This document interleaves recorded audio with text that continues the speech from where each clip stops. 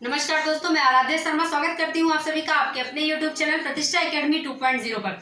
चलिए भाई, तो सबसे पहले आप लोगों को कह दूं कि जितने लोग भी क्लास को देख रहे हैं पूरा देखिए। अगर आपको क्लास पसंद आती है तो लाइक कर दीजिएगा, शेयर कर दीजिएगा अपने पढ़ने वाले दोस्तों में। एंड अगर चैनल पर पहली बार आए हैं तो फटाफट से चैनल को सब्सक्राइब करके बेल आइकन टच कर लें, ठीक है।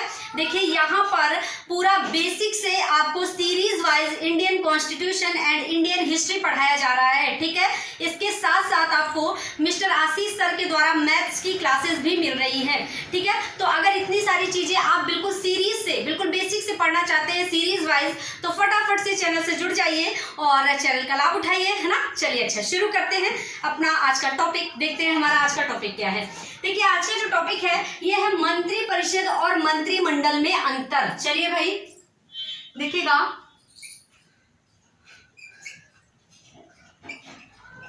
मंत्री परिषद और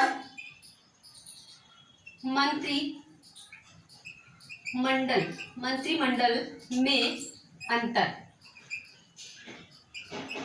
ठीक है बेटा। एक चीज समझिएगा कि ये जो मंत्री परिषद और मंत्रिमंडल है ना, इसमें लोग कई बार डिफरेंस नहीं समझ पाते हैं। लोग समझ ही नहीं पाते कि इसमें अंतर क्या है। आपको पेपर में कभी मंत्री परिषद लिखा हुआ देता है और कभी मंत्री मंडल लिखा हुआ देता है, क्वेश्चन अलग अलग होता है, पर आप कंफ्यूज हो जाते हैं क्योंकि आप मंत्री परिषद और मंत्रिमंडल को एक ही समझ लेते हैं। आप इसको अलग अलग समझते ही नहीं, आप इसमें अंतर ही नहीं समझते क्या अंतर है ना, एक ही समझ बैठते हैं और क्वेश्चन गलत हो जाता है। तो इसको आज हम बहुत ही डिटेल में, बहुत ही अच्छे से समझेंगे और आपको भी समझ आएगा कि मंत्री परिषद और मंत्रिमंडल में अंतर क्या है। चलिए देखिए,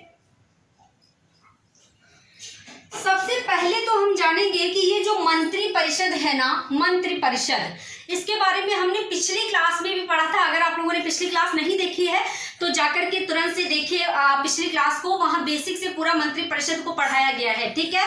मंत्री परिषद जो है ना बेटा, यहाँ पर एक सर्किल बनाऊंगी, देखिए ये एंड ये, ठीक है।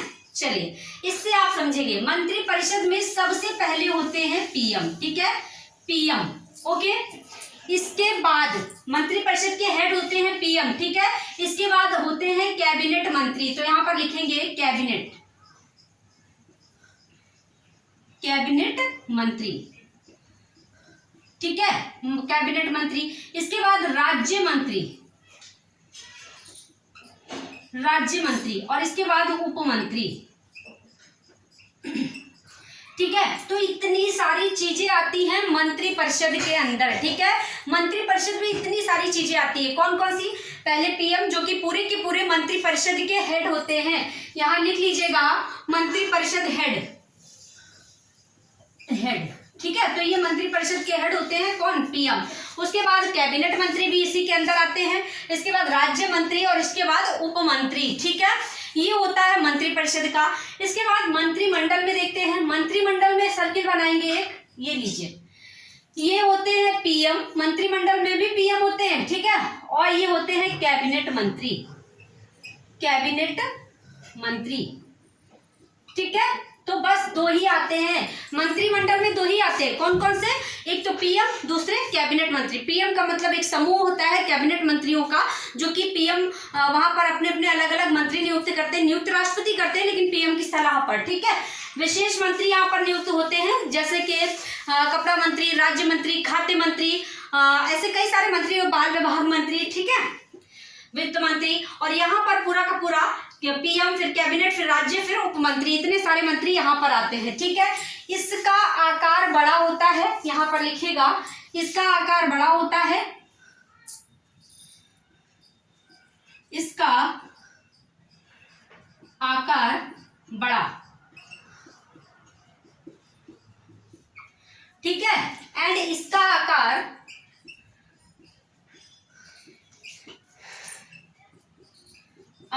छोटा होता है, ठीक है। वैसे ही आप देख रहे हैं, देखिए यहाँ इतने सारे मंत्री आ रहे हैं और यहाँ पर सिर्फ दो लोग आ रहे हैं, दो लोग नहीं होते तो मंत्री काफी है, पर दो ही यहाँ पर सर्किल देखिए मैंने बनाए हैं। तो इसका आकार छोटा होता है। यहाँ पर करीब 75 से 80 मंत्री हो सकते हैं और यहाँ पर जो है केवल 20 से 25 मंत्री ही रखे जाएंगे, ठीक है, क्योंकि मैंने पहले ही बता दिया था, कल की क्लास में जो मैंने पढ़ाई थी उसे देखिएगा जाकर के कि यहाँ के जो मंत्री होते हैं ना, मंत्रिपरिषद के मंत्री, इनकी संख्या कितनी होगी, मतलब कि पूरी जो संख्या है इनकी लिमिटेड कितनी होनी चाहिए, तो वो लोकसभा के कुल सदस्यों का 15% से अधिक नहीं होगी, मंत्रिपरिषद के सदस्यों की संख्या, ठीक है। तो इसका आकार बड़ा होता है और इसका आकार छोटा होता है, ठीक है। देखिए इनको शक्तियां, तीसरे नंबर पर देखिएगा, इसे शक्ति मंत्रिमंडल से मिलती है, ठीक है, मिलती है, मंत्रिमंडल से मिलती है, ठीक है, और इसकी शक्तियां अधिक होती हैं। इसमें लिखेंगे इसकी शक्तियां अधिक, ठीक है, इसके पास अधिक शक्तियां होती हैं मंत्रिमंडल के पास, और इसके पास कम शक्तियां होती हैं, इनको शक्तियां मंत्रिमंडल से ही मिलती हैं, ठीक है। आई बात समझ में। चौथे नंबर पर यहां पर लिखेंगे इसका वर्णन मूल संविधान में, इसका वर्णन मूल संविधान में, ठीक है, इसका वर्णन मूल संविधान में है बेटा, ठीक है। मूल संविधान में मंत्रिपरिषद था, लेकिन मंत्रिमंडल जो है ये मूल संविधान में नहीं था, तो इसका वर्णन मूल संविधान में अनुच्छेद 74 और 75, ठीक है, 74 और 75 में मिलता है, ठीक है। कल की क्लास में बताया था मैंने, जब मंत्रिपरिषद पढ़ाया था, कि अनुच्छेद 74 जो है ये मंत्रिपरिषद का गठन बताता है, और 75 जो है ये पीएम के बारे में, जो कि मंत्रिपरिषद के हेड होते हैं, ठीक है। तो इसका वर्णन, मंत्रिपरिषद का वर्णन मूल संविधान में मिलता है, मूल संविधान के अनुच्छेद 74-75 में मिलता है। इसका वर्णन मूल संविधान में नहीं है, लिखेगा, इसका वर्णन मूल संविधान में नहीं, ठीक है, इसका वर्णन मूल संविधान में नहीं। इसे कब जोड़ा गया, तो इसे 44वें संविधान संशोधन द्वारा जोड़ा गया, 44वें संविधान संशोधन द्वारा जोड़ा गया, ठीक है, इसे 44वें संविधान संशोधन द्वारा जोड़ा गया। आई बात समझ में। तो देखिएगा यहाँ पर इतने सारे मंत्री आते हैं, कौन कौन से, पीएम, कैबिनेट मंत्री, राज्य मंत्री, उप मंत्री, यहाँ पर केवल पीएम और कैबिनेट मंत्री, ठीक है। इसके पास शक्तियां कम होती हैं, इसके पास ज्यादा होती है, इसका आकार बड़ा होता है, इसका आकार छोटा होता है, इसका आकार छोटा होता है पर शक्तियां ज्यादा, इसका आकार बड़ा पर शक्तियां कम, ठीक है। इससे शक्ति मंत्रिमंडल से ही मिलती है। इसका वर्णन मूल संविधान में था, ठीक है, मूल संविधान में मंत्रिपरिषद था, लेकिन इसका गठन बाद में किया गया 44वें संविधान संशोधन के बाद, ठीक है, 44वें संविधान संशोधन द्वारा। ये मूल संविधान में नहीं था, क्या, मंत्रिमंडल, ठीक है।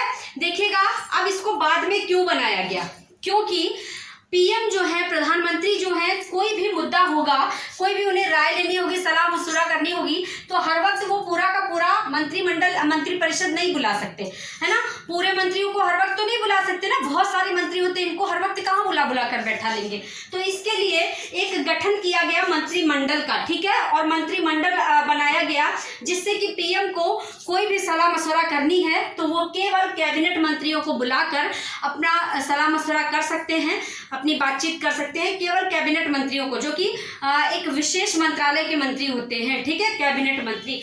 और जब भी ये कोई भी जो भी सलाह मशवरा करते हैं, जो भी ये नीति बनाते हैं, रणनीति, उसे ये पास करते हैं इनके पास, ठीक है, पास करते हैं, इनके पास भेजते हैं, और इसके बाद इन्हें इसी नीति पर काम करना होता है, ठीक है। बताया जाता है कि भाई तुम्हें इसी नीति पर काम करना है, तो इन लोगों को जो नीति यहाँ से बनकर आती है ना, रणनीति, उसी रणनीति पर इनको काम करना होता है, ठीक है। आई बात समझ में। मतलब कोई भी काम करना है तो ये पहले कैबिनेट मंत्रियों को बुला करके अपना डिसीजन क्लियर कर लेंगे, उसके बाद इनको भेज देंगे, और ये यहाँ पर देख करके उसी रणनीति पर काम करेंगे। आई बात समझ में। तो इसके लिए इसका गठन किया गया कि हर वक्त इन मंत्रियों को पूरे नहीं बुलाए जा सकते हैं, तो कैबिनेट मंत्रियों को बुला करके यहाँ पर अपना काम मंत्री जी कर सकते हैं, पीएम कर सकते हैं। ठीक है, इसलिए इसका गठन बाद में किया गया 44वें संविधान संशोधन द्वारा। ठीक है, आई बात समझ में। तो मेरे ख्याल से जो है आपको मंत्रिपरिषद और मंत्रिमंडल में अंतर अच्छे से समझ में आ गया होगा। ठीक है, तो भाई आज के लिए इतना ही, और कल मिलेंगे फिर अगली क्लास में। सभी लोग अगर क्लास अच्छी लगी है, समझ में आया है, तो फिर प्लीज़ लाइक कर दीजिएगा, शेयर कर दीजिएगा, एंड चैनल पर नए हैं तो सब्सक्राइब जरूर से जरूर कर लें, बेल आइकन टच कर लें। ओके, चलते हैं, फिर मिलते हैं अगली क्लास में।